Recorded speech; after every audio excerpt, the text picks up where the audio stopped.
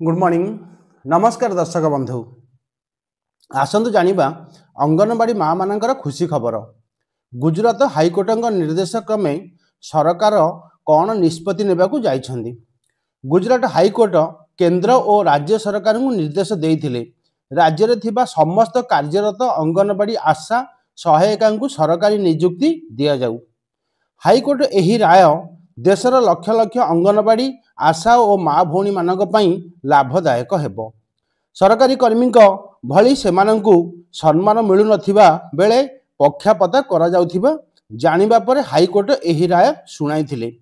से एहा भी लिखिछन्ति एही पदवी गुड़िकु सरकारी चाकरी भली नियमित सुविधा देबाकू केंद्र और राज्य सरकार को कहिथिले।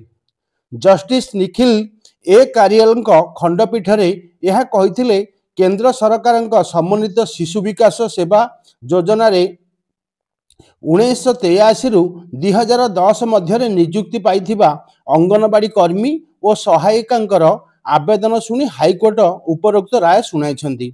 6 वर्षर शिशु गर्भवती महिला स्तन्यपान कराउथिबा महिला मानकर कल्याण पई अंगनवाड़ी खोला जाइथिला।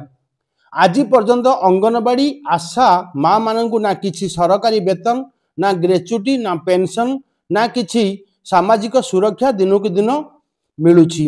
दिनकु दिन महंगा एते होई गलानी किंतु दरमा जेतिकी सेतिकी रे अछि।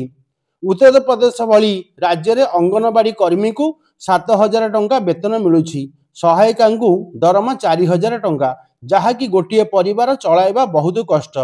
एथिरे काम करुथिबा बहुत माँ माने एसटी एससी ओबीसी जहाँकि बहुत गरीब परिवार सारा दुनिया पिला माननकु शोषण जोगाउथिबा बेले माँ घर को गले निजर छुआ पिलांक उपवास रे सुअंती। सरकार दिन मजूरी हिसाब रे जदि देई थांदे 600 टंका तेबे से परिवार पई किछि असुविधा होई नथांदा। अंगनवाड़ी माँ मानक काम को कौनसी नौकरी बा मर्यादा नाही, एहा एक सेवा कुहा जाउछि। माँ मानकु स्वयं सेवक कुहा जाउछि। एही गोटिए शब्द सबु अधिकार ठारू दूरे रखिछि जहाँ गोटिए सरकारी कर्मचारी को मिलुछि। आम आपण माने बहुथर शांतिपूर्ण धारणा देले परिदर्शन भी कले किंतु आपण मानकर आवाज सरकार पाखरे पहुंची पारला नाही। सरकार टिकिए भाभी पारले नाही जे शिशु टीकाकरण ठारू आरंभ करी गर्भवती महिला देखाशुना करुथिबा माँ मानकर दरमा पई सदा सर्वदा रोड उपरे धारणा देउछन्ति। अदालत रे आपण मानकर आवाज एक ऐतिहासिक फैसला थिला। जेतेबेले आपण माने सड़क उपरे आवाज उठाउथिले सेतेबेले आपण मानकर आवाज किए भी सुनी पारले नाही। केवल जणे मात्र सुनिले से हेउछन्ति आम देशर न्याय मंदिर बा अदालत जे कि समस्तंकर दुख सुनी पारे। एथिरे गोटिए हैला सुप्रीम कोर्टंक फैसला आउ गोटिए गुजरात हाईकोर्टंक फैसला।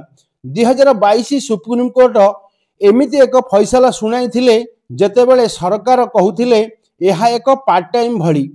माननीय सुप्रीम कोर्ट एहाकू खंडन करी एक फैसला सुनाइछन्ति। से कहिछन्ति सबु अंगनवाड़ी कर्मचारी और सहायिका ग्रेच्युटी पाइबा हकदार।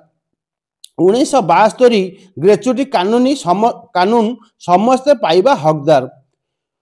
कोर्ट गुजरात कोर्ट सरकार को 3 मास भितरे 10% सुध सहित ग्रेच्युटी देबा पई आदेश देइछन्ति।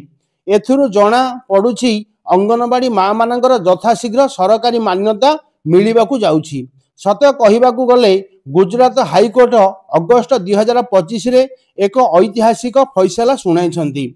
जस्टिस ए मुपेहिया जस्टिस आरटीओ चाहाणी जहाँ कहिछन्ति प्रत्येक अंगनवाड़ी माँ भौणी माने सुनिबा निहाती आवश्यक।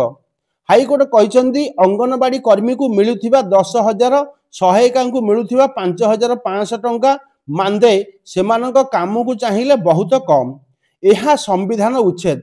गुजरात हाईकोर्ट जहाँ सुनाइछन्ति ताहा आपण मानकु अपेक्षार फल। गुजरात हाईकोर्ट मिनिमम वेतन 24,800 सहायिका 20,300 टंका हेबा जरूरी।